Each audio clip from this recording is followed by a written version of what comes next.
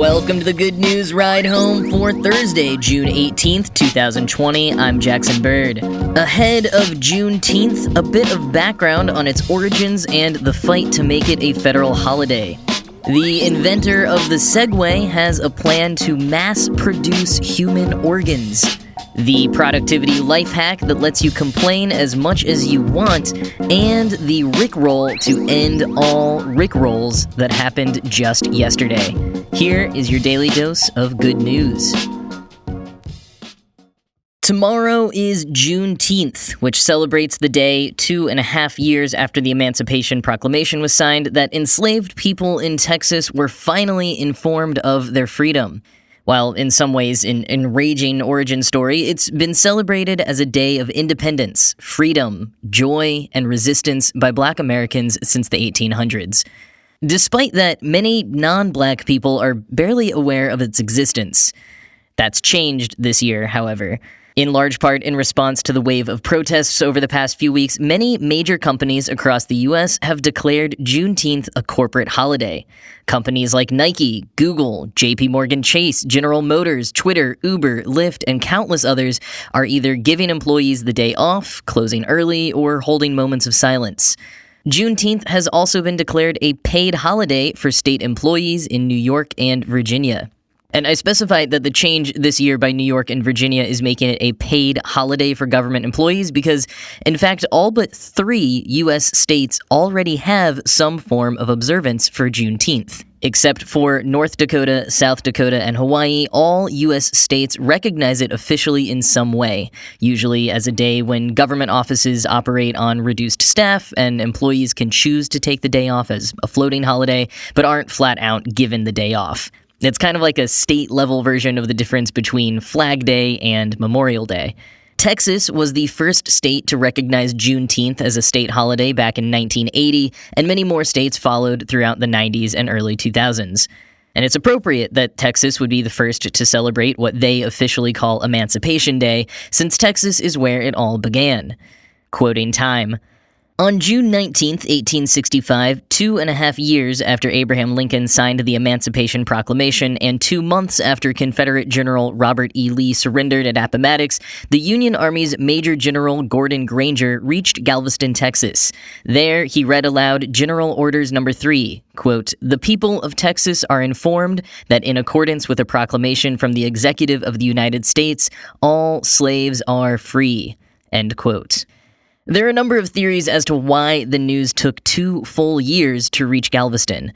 Quoting again, according to Rashida Harrison, assistant professor of social relations and policy at James Madison College at Michigan State University, the most popular theories involve the idea that there weren't enough Union generals who could get over there. White slave owners wanted to maintain hold on enslaved people by not alerting them, and slaveholders wanted to get one more crop out of enslaved folks. Some stories about why it took so long for news to hit are the stuff of legend, such as one that says Lincoln sent a soldier on a mule to ride to Texas, spreading the news along the way, end quote. Greg Carr, chair of the Department of Afro-American Studies at Howard University, points out, however, that scenes similar to that in Galveston happened across the South as Union soldiers traveled to deliver the news, and that similar subsequent celebrations happened on various days in various places. But as Black Americans moved out of Texas further north and west in search of family they'd been torn away from, and to escape the oppression of former slaveholding communities, they took the Juneteenth celebration with them, which helped it spread as the predominant celebration to this day. The push to make Juneteenth a national holiday began in earnest during the Civil Rights era. At the time of his death, Martin Luther King Jr. had been helping organize the Poor People's March, which would include a solidarity rally in Washington, D.C. on Juneteenth. Quoting again from Time, organized by King disciple Ralph Abernathy, the rally, which boasted more than 50,000 participants, capped off about 6 weeks during which activists lived in an encampment called Resurrection City to raise awareness of inequality. Wiggins believes that the success of the rally helped inspire participants to host Juneteenth celebrations in their own communities in the years and decades that followed. End quote. Adding Juneteenth to the American calendar was usually a part of the same push to make Martin Luther King Jr. Day a federal holiday, something which didn't officially happen until 1986. Congresswoman Sheila Jackson Lee from Texas, who introduces a resolution every year for national observance of Juneteenth, said, quote, "One thing about national holidays, they help educate people about what the story is.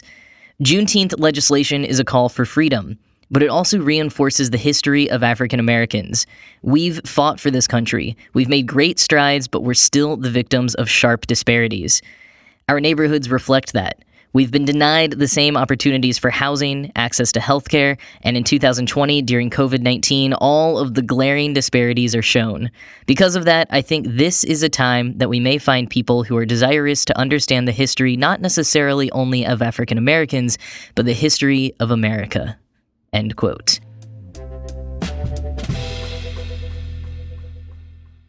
Dean Kamen, the inventor of the Segway, is currently working on a massive lab for growing human organs. Lab-grown organs for human transplant is currently lacking in FDA approval, but Dean Kamen thinks eventually the day will come and wants to be prepared. But to back up for a minute, just in case you forgot, the Segway is that upright scooter-ish device that is propelled and steered using the tiniest of human movements. It's what Paul Blart rides in Mall Cop. And if you're like me, you may have heard inventor of the Segway is currently working on and thought, hold on, didn't he die via tragic Segway-related death years ago? No, he didn't. Dean Kamen, the inventor, is alive and well, but sadly, James Helseden, whom Caden sold the Segway Inc. company to in 2009, did indeed pass away the following year when he fell off a ravine. As he was found with his Segway, he was probably riding it, but no one knows all of the details for certain. But anyways, Dean Kamen has invented a lot of things over the years beyond just the Segway. He holds over 400 US patents. In high school, he invented a wearable infusion pump.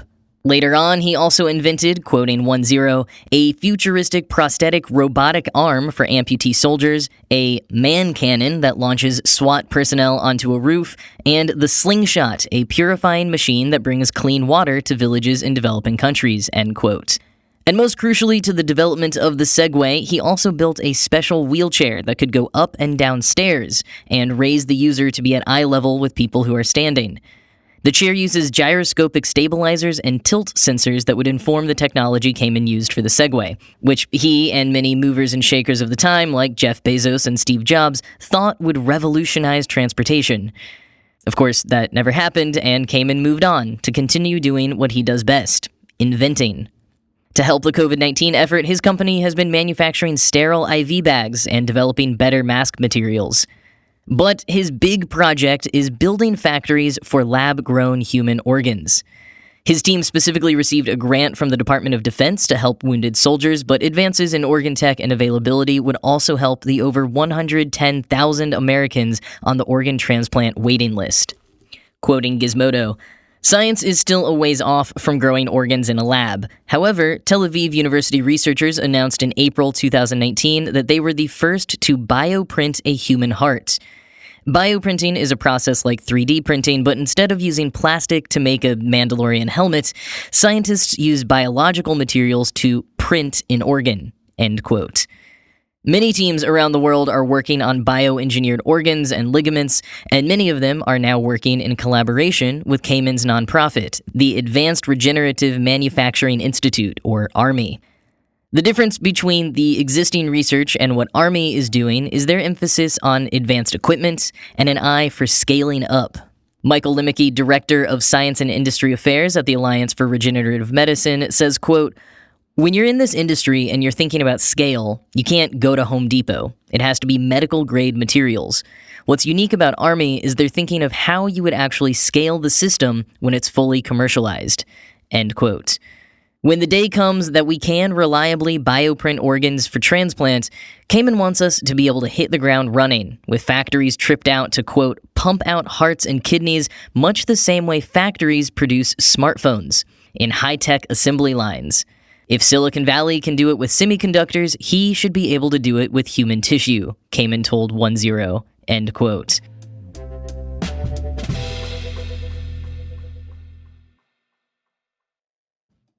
Whether you're new to fitness or have been working out for years, it can be hard to find the right workout program, and especially right now, stick to it. That is where Fitbod, a smart fitness app that takes all the guesswork out of planning your workouts, comes in. Fitbod's algorithm factors in your goals, experience level, workout duration, and muscle recovery to intelligently craft the perfect total body workout program just for you. With each workout, the app learns your abilities and plans workouts designed to maximize your results. And by cycling new exercises into the mix, Fitbod keeps your workouts fun and fresh.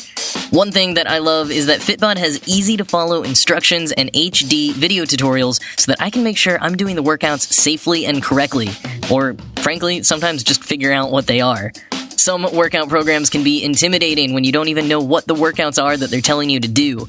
But Fitbod makes it easy with instructions and videos guiding you whenever you need it. And it even integrates with other fitness and health apps like Apple Health, Fitbit, and Strava. Personalized training can be tough on the budget, but Fitbod is only $9.99 a month or $59.99 a year. Plus, you can try 1 month of workouts absolutely free. Get a personalized fitness plan that helps you work out smarter at fitbod.me/goodnews. Try Fitbod for free for 1 month when you sign up today at fitbod.me/goodnews. That's 1 free month when you sign up at fitbod.me/goodnews. I was recently given some procrastination advice that amounted to assessing why you don't want to do something and then fixing that underlying reason. Some of the reasons you are procrastinating might be that you're simply tired or hungry. Maybe you don't have all the tools you need.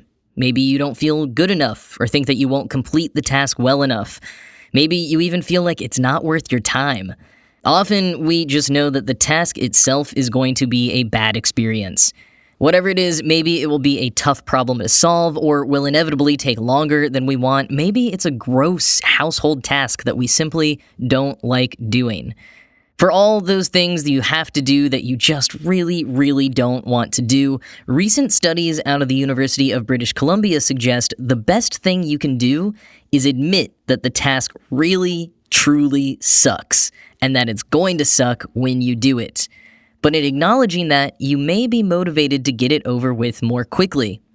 The studies, quoting Lifehacker, reveal that people tend to complete positive experiences as quickly as possible and put off negative experiences for as long as possible, which in itself is kind of a no-brainer, but there's a bit of an interesting twist to the story. Quoting directly from Hardesty and Weber's Impatience and Savoring versus Dread, quote, "While anticipation of positive events involves positive feelings of savoring, but also negative feelings about waiting, anticipation of negative events involves negative feelings of dread and negative feelings about waiting." End quote. In other words, you get a double dose of negative for negative tasks and events, which is why people don't actually put off negative events or tasks as much as you might think. Quoting Fast Company, "For example, if you need to break up with a significant other who's in love with you, negative anticipation of the painful conversation will stress you out, so you're likely to do it reasonably soon, just to relieve the stress. Similarly, researchers found that people concerned about not having enough savings for retirement expenses were 43% more likely to jolt into taking action than people simply looking forward to retirement. You don't indefinitely put off a root canal, you want to get it over with. But mildly uncomfortable tasks, such as doing taxes or organizing a messy closet, months or years will pass." End quote. So Fast Company extrapolates from the study's, quote, "The key to getting tasks off your to-do list is to harness the psychological discomfort of dread, which is negative and unpleasant, and therefore a feeling that most people seek to relieve." End quote. In other words, really lean into how much it will suck, instead of trying to tell yourself it's not that bad, and you may be motivated to get it over with as soon as possible. As Lifehacker explains it, quote, "Instead of dealing with the slow drip of negative feelings that you experience every time you hear, for example, the slow drip of that bathroom faucet that you still haven't fixed, you can embrace the fact that you're going to have a whole bunch of negative feelings at once. Frustration, boredom, confusion, the particular feeling that comes with realizing that a task you hoped might only take 10 minutes will actually take all afternoon. If you acknowledge that it's going to be dreadful, and here's the important bit, that you're already experiencing that dread every time you think about the upcoming task anyway, you might find yourself motivated to finally cross it off your to-do list." End quote. I think that's probably all much easier said than done, but there's certainly something to it, and at the very least, it gives you an excuse to really complain and exaggerate about how bad something actually is, all in the name of productivity.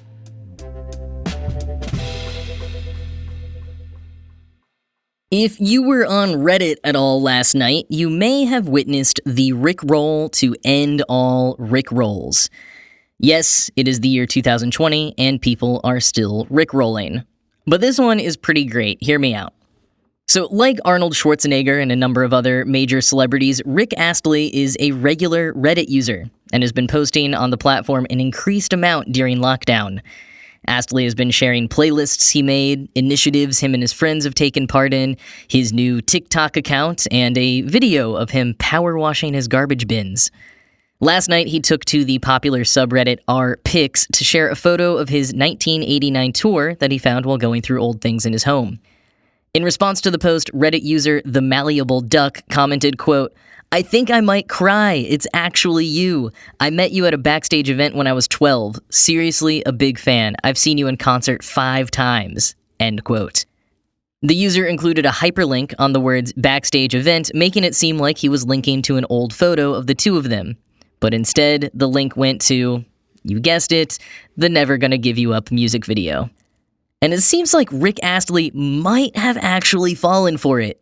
Or at least he played along and was a great sport. He replied to the comment simply with the hands clapping emoji, but a few hours later, when logging off from replying to comments in the thread, he wrote, quote, "Thanks for all the love, comments, DMs, etc. And finally, you, the malleable duck, I salute you." End quote. And I have to say, the malleable duck really did craft that prank incredibly well. Of course, Astley would be tempted to click on a photo of him and a fan from back in the day, especially since the entire main post was about him going down memory lane and looking at old concert photos. The malleable duck additionally made himself seem like a huge fan, saying that he might cry and that he saw Astley in concert 5 times. I mean, that had to have piqued Astley's interest in wanting to click the link to see the photo. So all around, well done. This might be my favorite rickroll since my friend rickrolled her husband in their wedding vows. And I'd say that this epic act will finally mark an end to the rickrolling trend, but if I'm being honest, I don't think the internet is ever gonna give it up. That is all for today. As always, this show was produced by Ride Home Media. I'm Jackson Bird. I hope you have a good rest of your day, and I'll talk to you tomorrow.